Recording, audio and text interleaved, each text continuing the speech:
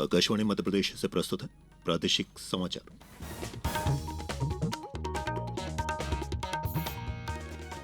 नमस्कार, समाचारों के साथ मैं प्रशांत सेंगर। सबसे पहले इस बुलेटिन के मुख्य समाचार। प्रधानमंत्री नरेंद्र मोदी ने कहा, हम कृषि क्षेत्र के विकास और गांवों की समृद्धि की तरफ बढ़ रहे हैं। प्रदेश में उद्योगों के माध्यम से महिलाओं को आत्मनिर्भर बनाया जा रहा है, कहा मुख्यमंत्री ने। देश भर में आज से जन औषधि जन चेतना सप्ताह शुरू हुआ और प्रदेश में बढ़ने लगी गर्मी। 15 मार्च के बाद चल सकते हैं गर्म हवाएं भी। और अब समाचार विस्तार से। प्रधानमंत्री नरेंद्र मोदी ने आज कृषि और ग्रामीण समृद्धि पर पोस्ट बजट वेबिनार को वीडियो कॉन्फ्रेंसिंग के माध्यम से संबोधित किया। प्रधानमंत्री ने कहा कि विकसित भारत की ओर बढ़ने का भारत का संकल्प बहुत स्पष्ट है। हम सब मिलकर एक ऐसे भारत के निर्माण की दिशा में काम कर रहे हैं जहां किसान समृद्ध और सशक्त हों। उन्होंने कहा कि हम कृषि क्षेत्र के विकास और गांवों की समृद्धि की तरफ बढ़ते जा रहे हैं। उन्होंने कहा कि इस वर्ष का बजट हमारी सरकार के तीसरे कार्यकाल का पहला पूर्ण बजट था। यह हमारी नीतियों में निरंतरता को दर्शाता है। दाल का उत्पादन बढ़ा है और इसके लिए मैं किसानों का अभिनंदन भी करता हूं। देखिए, अभी भी हमारी घरेलू खपत का 20% विदेशों पर निर्भर है, आयात पर निर्भर है। यानी हमें अपने दलहन उत्पादन को बढ़ाना ही होगा। दाल उत्पादन को गति देने के लिए आवश्यक है कि उन्नत बीजों की सप्लाई बनी रहे और हाइब्रिड किस्मों को बढ़ावा दिया जाए। इसके लिए आप सभी को जलवायु परिवर्तन, बाजार की अनिश्चितता और दाम में आने वाले उतार चढ़ाव जैसी चुनौतियों के समाधान पर फोकस करना होगा। मुख्यमंत्री डॉक्टर मोहन यादव ने आज बालाघाट में कहा कि प्रदेश में उद्योगों के माध्यम से महिलाओं को आत्मनिर्भर बनाया जा रहा है। मुख्यमंत्री ने आज बालाघाट में 264 करोड़ 42 लाख रुपए की लागत के 78 विकास कार्यों का लोकार्पण और 61,93,00,000 रुपयों के कार्यों का भूमि पूजन किया। साथ ही उन्होंने यहां 2,520 दिव्यांगजनों को 2 करोड़ 64 लाख रुपए के सहायक उपकरण भी वितरित किए। इस अवसर पर उन्होंने कहा कि बालाघाट में हॉकी के खिलाड़ियों को एस्ट्रोटर्फ की भी सौगात दी जा रही है। उन्होंने कहा कि मुझे इस बात की प्रसन्नता है कि देश भर में सबसे अच्छी निशानेबाजी की शूटिंग रेंज मध्य प्रदेश में ही है।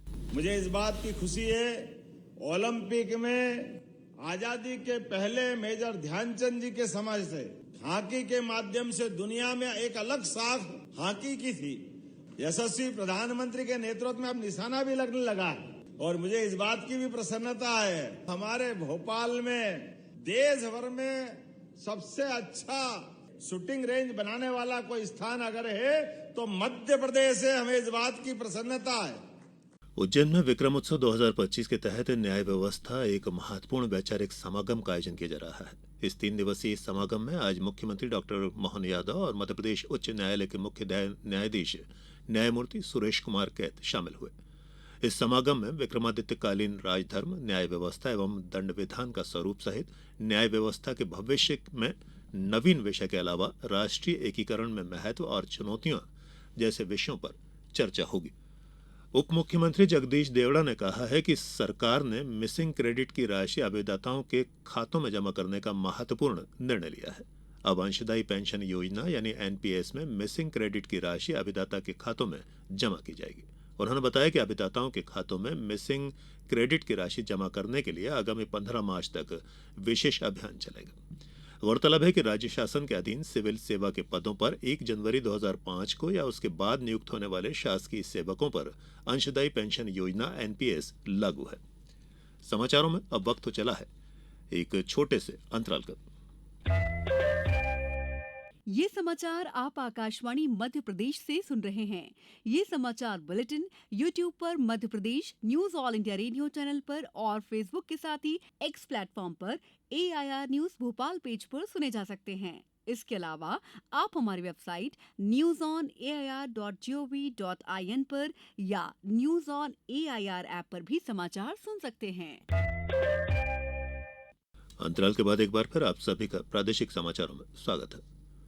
देश भर में आज से जन औषधि जन चेतना सप्ताह शुरू हुआ है। 7 मार्च तक चलने वाले इस सप्ताह के अंतर्गत विभिन्न गतिविधियों के माध्यम से लोगों को जागरूक किया जाएगा। इस अवसर पर आज नई दिल्ली में केंद्रीय स्वास्थ्य और परिवार कल्याण मंत्री जगत प्रकाश नड्डा ने सभी लोगों से प्रधानमंत्री भारतीय जन औषधि परियोजना को एक जन आंदोलन बनाने का आग्रह किया। श्री नड्डा ने कहा कि लोगों को कम दाम पर दवाएं उपलब्ध कराना सरकार का दायित्व है और सरकार ने अपना दायित्व बखूबी निभाया है। मुख्यमंत्री डॉक्टर मोहन यादव सोमवार को भोपाल स्थित कुशाभाऊ ठाकरे अंतर्राष्ट्रीय कन्वेंशन सेंटर में मध्यप्रदेश राज्य बाल संरक्षण आयोग की एक दिवसीय कार्यशाला का शुभारंभ करेंगे। बच्चों के शिक्षा के अधिकार और पॉक्सो और किशोर न्याय अधिनियम पर आधारित इस कार्यशाला में महिला बाल विकास मंत्री निर्मला भूरिया विशेष रूप से उपस्थित रहेंगी। कार्यशाला में सभी जिलों के महिला बाल विकास विभाग, शिक्षा विभाग और जनजातीय कल्याण एवं गृह विभाग के अधिकारियों सहित बाल कल्याण समिति, किशोर न्याय बोर्ड और विभिन्न सामाजिक संगठनों के सदस्य उपस्थित रहेंगे। सहकारिता और खेल मंत्री विश्वास सारंग ने आज जबलपुर में सहकारिता विभाग से संबंधित संभाग स्तरीय बैठक ली। इस मौके पर उन्होंने कहा कि प्रधानमंत्री नरेंद्र मोदी के विकसित भारत 2047 के सपने को साकार करने में सहकारिता विभाग अहम भूमिका निभाएगा। उन्होंने कहा कि एमपैक्स से ग्रामीण क्षेत्रों में आत्मनिर्भरता और आर्थिक सशक्तिकरण को बढ़ावा देने में मदद मिलेगी। श्री सारंग ने कहा कि देश में पहली बार ग्लोबल इन्वेस्टर्स समिट में सहकारिता क्षेत्र में 2305 करोड़ से अधिक के एमओयू साइन हुए हैं। पवित्र माह रमजान की शुरुआत कल से होने जा रही है। प्रदेश में रमजान महीने को लेकर सभी तैयारियां पूरी कर ली गई हैं। रविवार को मुस्लिम समुदाय के लोग अपना पहला रोजा रखेंगे।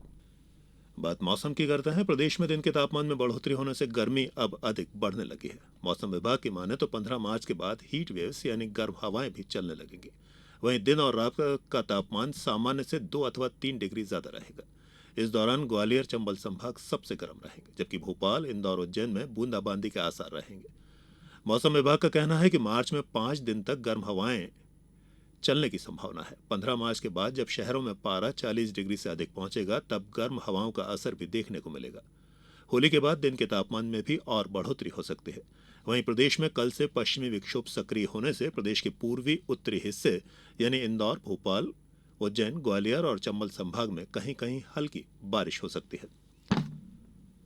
और अब इस बुलेटिन के कुछ समाचार संक्षिप्त। औद्योगिक प्रशिक्षण संस्था धार में 3 मार्च को विशेष रोजगार मेले का आयोजन किया जाएगा। पन्ना जिले में जल जीवन मिशन अंतर्गत योजनाओं के क्रियान्वयन के संबंध में 4 मार्च को जिला स्तरीय कार्यशाला आयोजित की गई है। शहडोल जिले में चना, मसूर और सरसों उत्पादक किसानों का पंजीयन 10 मार्च तक किया जाएगा। आगरमालवा जिले में कल राष्ट्रीय विज्ञान दिवस मनाया गया। खंडवा के प्रधानमंत्री कॉलेज ऑफ एक्सीलेंस में 2 दिवसीय राष्ट्रीय विज्ञान दिवस आयोजन संपन्न हुआ। सागर में 8 करोड़ रुपए की लागत के ऑडिटोरियम के निर्माण कार्य का भूमि पूजन उप मुख्यमंत्री राजेंद्र शुक्ल ने किया। नगर पालिका मैहर द्वारा आज आयोजित मुख्यमंत्री कन्या विवाह योजना अंतर्गत सामूहिक विवाह कार्यक्रम में राज्य मंत्री राधा सिंह शामिल हुए। रीवा के प्रधानमंत्री कॉलेज ऑफ एक्सीलेंसी में आगामी 3 और 4 मार्च को 2 दिवसीय राष्ट्रीय संगोष्ठी का आयोजन किया जाएगा। वित्तीय साक्षरता सप्ताह के तहत लीड बैंक देवास द्वारा ग्रामीण स्वरोजगार प्रशिक्षण संस्थान में शिविर का आयोजन किया गया।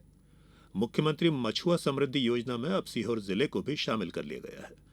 राजधानी भोपाल में आने वाले दिनों में विधानसभा का बजट सत्र और अन्य धार्मिक त्योहारों के चलते पुलिस ने कानून व्यवस्था को पुख्ता और व्यवस्थित करने के लिए सख्ती शुरू कर दी है। इसका उल्लंघन करने वालों पर सख्त कार्रवाई के आदेश जारी किए गए। और गुना कलेक्टर ने आज गोपी कृष्ण सागर बांध का निरीक्षण किया और इसे पर्यटन स्थल के रूप में विकसित करने के लिए नवाचार करने के भी निर्देश दिए। और अंत में इस बुलेटिन के मुख्य समाचार एक बार फिर। प्रधानमंत्री नरेंद्र मोदी ने कहा, हम कृषि क्षेत्र के विकास और गांवों की समृद्धि की तरफ बढ़ रहे हैं। प्रदेश में उद्योगों के माध्यम से महिलाओं को आत्मनिर्भर बनाया जा रहा है, कहा मुख्यमंत्री ने। देश भर में आज से जन औषधि जन चेतना सप्ताह शुरू हुआ और प्रदेश में बढ़ने लगी है गर्मी। 15 मार्च के बाद चल सकते हैं गर्म हवाएं भी। इस बुलेटिन में अभी इतना ही। आज्ञा दीजिए। नमस्कार।